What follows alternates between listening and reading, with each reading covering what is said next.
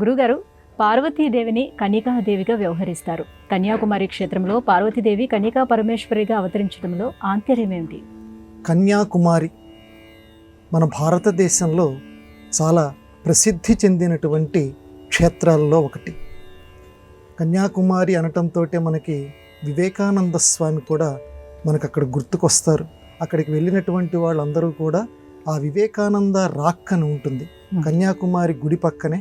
అక్కడే అమ్మవారు ఒంటికాలి మీద నిలబడి పార్వతీదేవి తపస్సు చేసిందట. ఆవిడ్ని కన్యాకుమారి, అక్కడ కన్య అనేటువంటి పేరుతోటి అమ్మవారిని అక్కడ అర్చన చేస్తారు. ఎందుకండి మామూలుగా పిలవచ్చు కదా, కన్య అంటే పెళ్లి కానటువంటి యువతి అని అర్థం కదా.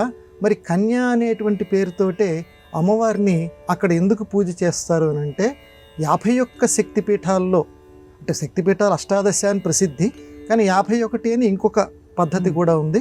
అందులో కన్య అనేటువంటిది కూడా శక్తిపీఠాల్లో ఒకటి.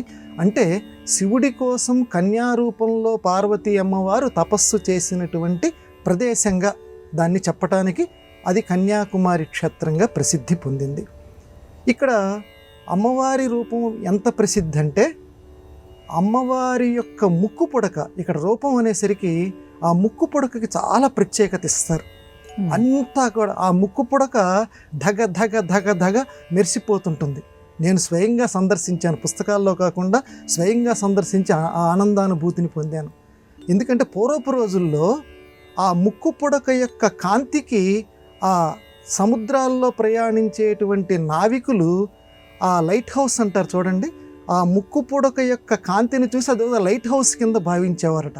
అందువల్ల ఓడ ఒక దిశగా వెళ్ళాల్సింది ఇటు పక్కకి తీసుకొచ్చేసేవారట.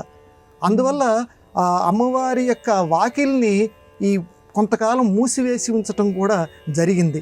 అంటే అంత ధగధగలాడిపోతుంటుంది అమ్మవారి యొక్క ముక్కు పుడక.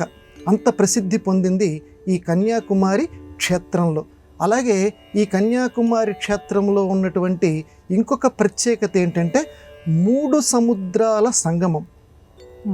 హిందూ మహాసముద్రం, అరేబియా మహాసముద్రం, బంగాళాఖాతం, ఈ 3 సముద్రాలు కలిసినటువంటి చోట అమ్మవారు మనకి అక్కడ స్వయంభూగా ఆవిర్భవించి మనల్ని ఆశీర్వదిస్తూ ఉంటారు.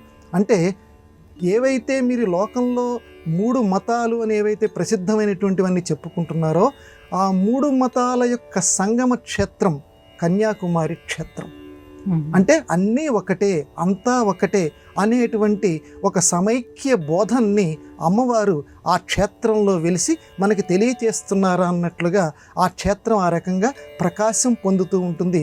వెళ్ళినటువంటి వాళ్ళందరూ కూడా చక్కగా ఆ ఉదయం పూట ఆ సూర్యోదయాన్ని చూడటానికి, కన్యాకుమారి అనేసరికి అందరికి చాలా సుప్రసిద్ధి, ఆ సూర్యోదయం చూడటానికి ఎంత ఉత్సాహపడతారో కన్యాకుమారిలో, ఆ రకంగానే అమ్మవారి యొక్క దర్శనం చేసుకోవటానికి కూడా అంత ఉత్సుకత చూపిస్తారు. అక్కడ సూర్యోదయం స్పష్టంగా కనిపించేటువంటి ప్రదేశం పక్కనే అమ్మవారి యొక్క ఆ గుడి కూడా ఉంది. అందువల్ల ఈ సూర్యోదయ సందర్శనం చేసి వెంటనే అమ్మవారి సందర్శనం కూడా చేసుకుంటూ ఉంటారు. ఏమైనా ఒక్కసారి తప్పనిసరిగా జీవితంలో దర్శించవలసిన క్షేత్రం కన్యాకుమారి క్షేత్రం. అక్కడ సూర్యోదయాన్ని చూడాలి, అమ్మవారిని మన హృదయంలో చూడాలి. ఇది జీవిత పరమార్థం.